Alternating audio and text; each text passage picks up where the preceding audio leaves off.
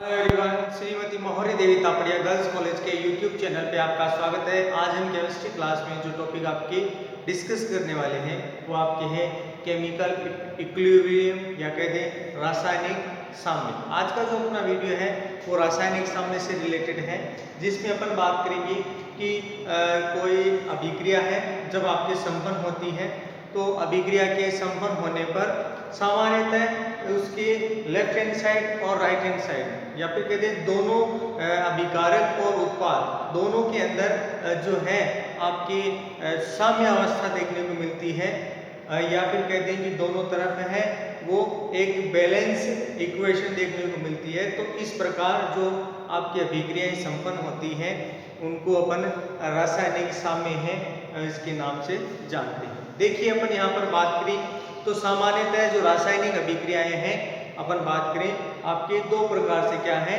संपन्न की जाती है, क्योंकि रासायनिक अभिक्रियाएं हैं वो आपको दो तरीके से देखने को मिलेंगी आपके, जिसमें फर्स्ट बात करें ये आपकी कहलाती है जिसमें अनुत्क्रमणीय अभिक्रिया। जो फर्स्ट है अपन उसकी बात करने वाले हैं, पहले कौन सी है अनुत्क्रमणीय अभिक्रियाएं, इररिवर्सिबल रिएक्शन, या फिर कहते हैं आपके जिनमें आपके अभिकारक से उत्पाद परिवर्तन नहीं पाया गया, मतलब उत्पाद से अभिकारक से उत्पाद बना और फिर वैसी कंडीशन मिले तो वापिस जो है उसमें चेंज ना हो आपके अभिकारक में। दूसरा है अपन बात करें इसमें बात करेंगे उत्क्रमणीय अभिक्रिया। क्या कहते हैं आपके उत्क्रमणीय अभिक्रियाएं। तो इनमें अपने को क्या देखने को मिलेगा कि जो अभिक्रिया है वापस रिवर्स हो जाती है। तो यहाँ पर स्टार्ट करते हैं कि भाई रासायनिक अभिक्रियाएं आपको दो प्रकार से देखने को मिलेगी, एक तो अनुत्क्रमणीय और दूसरा उत्क्रमणीय। अब देखिए बात करते हैं अपन सबसे पहले उत्क्रमणीय अभिक्रिया की, कि जब आपका कोई अभिकारक है किन्हीं विशेष परिस्थितियों में, कि भाई आपका जो अभिकारक है वो क्या है विशेष परिस्थितियों में क्या करे जो है उत्पाद में परिवर्तित हो जाए। अपन यहाँ पर क्या कह रहे हैं कि भाई आपका अभिकारक क्या करे विशेष परिस्थितियों में। अब विशेष परिस्थितियों का मतलब अपने ताप दाब या वो प्रेरक सब अपन यहाँ पर यूज कर रहे हैं। तो अपन ने कह दिया विशेष परिस्थितियों में क्या बनाता हो आपका उत्पाद बनाता हो, कि अभिकारक क्या कर रहा है आपका उत्पाद बना रहा है। अब यहाँ पर क्या बताया गया है कि अभिकारक से उत्पाद बनता है तथा इसी से मिलती जुलती अभिक्रियाएं या कहते आपकी विशेष परिस्थिति वापिस किसको दी जाती है या फिर किसको मिले आपके उत्पाद को मिले। तो उत्पाद से वापिस जो आपका अभिकारक है वो क्या है नहीं बनता। क्या बताया है अनुत्क्रमणीय अभिक्रिया किसे कहेंगे जिनमें अभिकारक विशेष परिस्थितियों में उत्पाद में बदलता है तथा वही विशेष परिस्थितियां या उससे मिलती जुलती परिस्थिति अपन वापस उत्पाद को देते हैं, तो उससे अभिकारक में वापस क्या होता है परिवर्तन जो है या कहते हैं अभिकारक है वापस नहीं बनता। तो ऐसी जो अभिक्रियाएं होती हैं आपके अनुत्क्रमणीय अभिक्रियाएं इररिवर्सिबल रिएक्शन के नाम से जानी जाती है। अब यहाँ पर बात करें कि जैसे आपके एक उदाहरण दे रखा है, उदाहरण दे रखा है इसमें आपकी यौगिक है KClO3 पोटेशियम ट्राइक्लोरेट। यहाँ पर क्या बताया गया है कि जब इसका आपकी क्या किया जाता है कि भाई इसको अपन उच्च ताप पर गर्म करते हैं, कि भाई अपन ने क्या किया इसको उच्च ताप पर गर्म करते हैं तो इसके द्वारा KCl और आपके जो है ऑक्सीजन इसका क्या किया जाता है आपके निर्माण किया जाता है, जिसके फलस्वरूप आपको यहाँ पर क्या देखने को मिलेगा कि इसके द्वारा दो अलग अलग आपके उत्पाद बना दिए जाते हैं। लेकिन जब वापिस इसी तरह की परिस्थितियां वापस इसको देंगे कि भी जब इसका निर्माण हुआ है उसी की मतलब यहाँ पर KCl और ऑक्सीजन की वापिस अभिक्रिया कराते हैं तो यहाँ पर क्या देखा गया कि वापिस जो आपका अभिकारक है उसका निर्माण यहाँ पर नहीं देखने को मिलता कि आपकी अभिकारक नहीं बनाया जाएगा। तो यहाँ पर अपन देखिए इसी अभिक्रिया को भी यहाँ पर लिखते हैं। जैसे मैंने जो KCl और आपके KClO3 है इसकी बात करते हैं कि अपन ने क्या किया, इसकी उच्च ताप पर अपन ने इसको क्या कर दिया, गर्म, और इसके अपन ने ले लिए 2 मॉलिक्यूल। तो यहाँ पर एक तो बन जाएगा 2KCl, क्या बन गया आपका 2KCl। अब ऑक्सीजन कितनी है 6 मॉलिक्यूल आपके है तो अपन इसमें करेंगे 3O2, ठीक है। अब यहाँ पर अपन क्या देखेंगे कि यदि इन दोनों की वापिस मतलब KCl और ऑक्सीजन की वापिस अभिक्रिया कराते हैं तो आपकी किसका निर्माण नहीं होता है, पोटेशियम ट्राइक्लोरेट है, इसका निर्माण नहीं किया जाता। यहाँ पर वापिस इसको जो है नहीं बनाया जा सकता। तो इस तरह की जो अभिक्रियाएं होती हैं सामान्यतः कौन सी अभिक्रियाएं कहलाएंगी, आपके इरिवर्सिबल कह दें या अनुत्क्रमणीय अभिक्रियाओं के नाम से जानी जाती है। और यहाँ पर अपन बात करें ये जो अभिक्रिया है इसको अपन और क्या कह सकते हैं कि यहाँ पर ये जो अभिक्रियाएं हैं कैसी हैं, एक दिशीय अभिक्रिया बोला जाता है इसको, ठीक है। तो एग्जाम में कई बार ये पूछा जाता है कि एक दिशीय अभिक्रियाएं कौन सी होती हैं, तब यही भी ध्यान रखना है कि जो एक ही दिशा में संपन्न होती हो, अर्थात अभिकारक से जो उत्पाद बनाया जाता हो सिर्फ वही बनाया होता हो, तो ऐसी अभिक्रियाएं एक दिशीय अभिक्रियाएं कहलाती हैं। और खास बात क्या है कि यहाँ पर आपका जो अभिकारक है ये अभिक्रिया के पूर्ण संपन्न होने पर अंततः क्या हो जाता है, पूर्ण रूप से समाप्त हो जाता है या कह दें शून्य हो जाता है कि यहाँ पर आपका अभिकारक क्या है वो 0 हो जाता है, अभिकारक से उत्पाद पूर्ण रूप से बदल जाता है। तो ऐसी जो अभिक्रियाएं होंगी उनको अपन बोलेंगे अनुत्क्रमणीय अभिक्रियाएं, और इसमें आपकी विशेष परिस्थितियां हैं, उनका कोई आपके जो है उत्पाद पर कोई प्रभाव देखने को नहीं मिलता। तो ये थी डियर स्टूडेंट इसकी पहली जो अपन ने टाइप पढ़ा था कि आपकी उत्क्रमणीय आपकी अनुत्क्रमणीय अभिक्रियाएं कौन सी होंगी। अब देखिए बात करते हैं इसी की दूसरा टाइप आपने यहाँ पर डिस्कस करें तो वो होती है आपकी उत्क्रमणीय अभिक्रिया।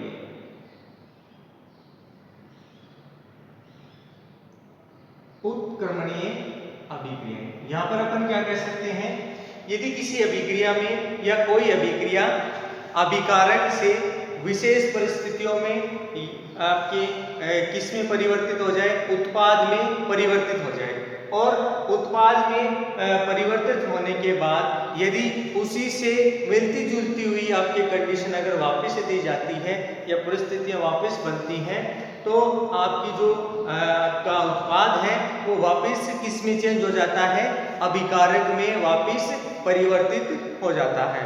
तो इस तरह की जो अभिक्रियाएं अपन बात करें तो ये उत्क्रमणीय अभिक्रियाएं कहलाती हैं। और इन उत्क्रमणीय अभिक्रियाओं की विशेष जो स्थिति है वो क्या देखने को मिलेगी कि यहाँ पर ये द्विदिशीय अभिक्रिया है वो कहलाएगी।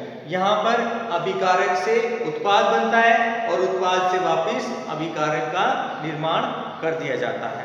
अब देखिए यहाँ पर अपन ने इससे रिलेटेड अगर बात करें तो यहाँ पर आपका एक एग्जाम्पल दे रखा है, आपकी किसका निर्माण है, हाइड्रोजन आयोडाइड है उसका निर्माण देख रखा है कि जब आपके हाइड्रोजन आयोडाइड है इसको पहले तो गर्म किया जाता है, तब आपका क्या देखने को मिलता है, गर्म किया तो हाइड्रोजन और ऑक्सीजन ये क्या हो हाइड्रोजन और आयोडाइड ये इसमें क्या होता है आपका छूट जाता है कि हाइड्रोजन और आयोडीन है उसका निर्माण किया जाएगा। लेकिन जब वापस इनको इस आपके वही स्थितियां वापस दी जाती हैं तो आपका अभिकारक से वापस किसमें आपके यौगिक बन जाता है, उत्पाद में, या कहते हैं जो है उत्पाद अभिकारक में चेंज हो जाता है। मेनली तो आपको ये ध्यान रखना है। जैसे यहाँ पर मैं अभिक्रिया लिख रहा हूं 2HI। अब देखिए यहां पर उच्च ताप पर क्या कर रहे हैं, गर्म कर रहे हैं, जिससे क्या होगा H2 प्लस I2 क्या बन जाता है, H2 प्लस I2 का क्या कर दिया जाता है, निर्माण कर दिया जाता है। इसके अलावा बात करें कि भाई इस अभिक्रिया को मैं 2 बार लिखूं तब भी वही स्थिति, जैसे मैंने इसको इस तरह से लिख दिया, ये बन गया। अब वापिस उच्च ताप पर गर्म किया तो इससे वापिस 2HI का क्या कर दिया जाता है, निर्माण कर दिया जाता है। तो यहाँ पर अपन 2 बार इस तरह से लिखें या फिर आपके इसको एक विशेष तरीके से क्या किया जाता है कि यहाँ पर इनके बीच में जो आपके एरो का निशान लगाया जाता है उसको इस तरह से कर देते हैं कि भाई आपका अभिकारक उत्पाद में बदल रहा है और उसी विशेष परिस्थितियों में या उससे मिलती जुलती परिस्थितियों में वापिस क्या होगा, आपका वापिस अभिकारक है वो इसमें बना दिया जाता है। अर्थात हाइड्रोजन और आयोडाइड है, वापिस अभिक्रिया करके हाइड्रोजन आयोडाइड का क्या कर देंगे, निर्माण कर देंगे। अभिक्रियाओं की ये जो स्थिति है, ठीक है, कि जिसमें जो है दोनों एक दूसरे में चेंज होते रहते हैं, तो ये जो स्थिति है वो एक जो है अपन कहते हैं एक गतिक साम्य अवस्था कहलाती है। ये स्थिति क्या कहलाएगी, गतिक साम्य अवस्था कहलाती है। ये स्थिति कैसी, गतिक साम्य अवस्था कहलाएगी। और यहाँ पर अपन क्या देख रहे हैं कि इनके मध्य क्या स्थापित हो जाता है, साम्य अवस्था पर स्थापित हो जाती है। और यहाँ पर अपन बात करें कि भाई इस अभिक्रिया के अंदर आपका जो सांद्रता परिवर्तन है, तो यहाँ पर अपन बात करें सांद्रता परिवर्तन की, तो इससे इसमें बदला, वापिस इसी से इसमें, तो यहाँ पर सांद्रता परिवर्तन है वो नहीं देखने को मिलता या फिर नहीं पाया जाता। यहाँ पर सांद्रता परिवर्तन है वह भी आपको नहीं देखने को मिलता। तो इस तरह से अपन क्या कह सकते हैं कि इस अभिक्रिया के अंदर आपके क्या उत्पन्न हो जाती है, साम्य अवस्था उत्पन्न हो जाती है कि यहाँ पर जो है साम्य अवस्था उत्पन्न हो जाती है। और साम्य अवस्था को इस तरह से जो एरो है उसको क्या किया जाता है, प्रदर्शित किया जाता है। अब इसके अलावा और चीज अपन बात करें तो एक चीज जो यहाँ पर आपको देखने को मिलेगी कि अगर 2HI से अपन हाइड्रोजन और आयोडाइड है इसका निर्माण कर रहे हैं, तब इसको बोला जाता है अग्र अभिक्रिया। क्या बोलेंगे इसको, अग्र अभिक्रिया, जिसको अपन है बोल सकते हैं फॉरवर्ड रिएक्शन, अग्र अभिक्रिया, ठीक है। और सामान्यतः अगर के वापिस अभिकारक से उत्पाद बना और उत्पाद से क्या बना, अभिकारक बना, तो इसे क्या बोलेंगे, पश्च अभिक्रिया, जिसको है अपन बात कहें तो इसको बैकवर्ड रिएक्शन के नाम से जानी जाती है। और इसको अपन इस तरह से लिखें या फिर इसको इस तरह से पूरा जो आपने लिखा है इस तरह से लिख दें, आपके शो किया जाता है। क्योंकि अपन यहाँ पर बात कर रहे हैं कि दोनों अभिक्रियाएं क्या है, समान दिशा में चल रही हैं, भाई दोनों दिशाओं में चल रही है अभिक्रियाएं। तो यहाँ पर अपन यहाँ पर बात करें कि अभिकारक है वो पूर्ण रूप से उत्पाद में बदलता है और फिर वापिस उसमें अभिकारक से उत्पाद से अभिकारक है वो बन जाता है। तो यहाँ पर ये जो अवस्था है गतिक साम्य की अवस्था कहलाती है, जिसमें अपन है इसमें एक डायग्राम के द्वारा अपन इसको क्या करेंगे, एक्सप्लेन करेंगे कि ये अभिक्रिया इसमें किस तरह से हुई है। तो यहाँ पर जो आपके आपकी रिवर्सिबल अभिक्रियाएं कहते हैं, उत्क्रमणीय अभिक्रिया कहते हैं, उनमें किस तरह से चीज देखने को मिलेगी, इधर देखना। ये अपना एक ग्राफ है, इसमें अपन बात करें तो एक तरफ तो आपका वेग है और दूसरा आपका समय है।